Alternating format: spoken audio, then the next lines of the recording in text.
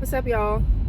Welcome back to my channel and welcome on my drive.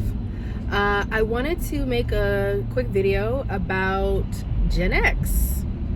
I wanted to shout out Gen X. I actually mentioned them in another interview that I had done. I'll try to link it with Dustin Dumas on her channel. And then I also mentioned this same idea in an article that I wrote for a friend of mine for Black History Month, where I talked about the benefits of Gen X. Okay, so when we talk about doing genealogy research, a lot of times, the question is like, where do I start? And the answer to that is start with the oldest relative, right? Your oldest relatives. And that's like without question, right? That's kind of a no-brainer. Start with the older folks and talk to them. But I do think that Generation X is also a really, really, really great resource for family history and are often overlooked. So Gen X is about 1965 to 1980. And the reason why I say that is because I would talk to like my Gen X relatives, and a lot of times they would say things that I was like, I didn't know you knew that. You know what I mean? Like, oh, you knew like Uncle so-and-so? Oh, you met great-grandma so-and-so?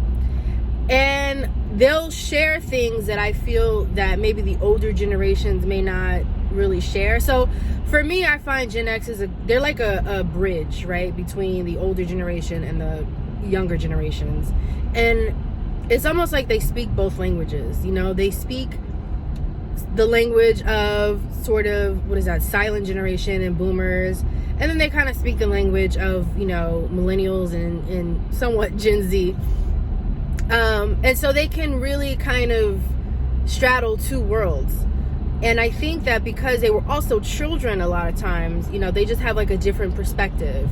They may not know, and they wouldn't know every single thing, or as much as the adults did back in the day.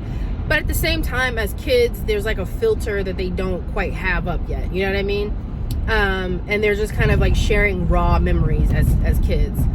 But yeah, I just want to say, tap into your Gen X relatives, because a lot of them are the ones that remember like going down south, for the summers.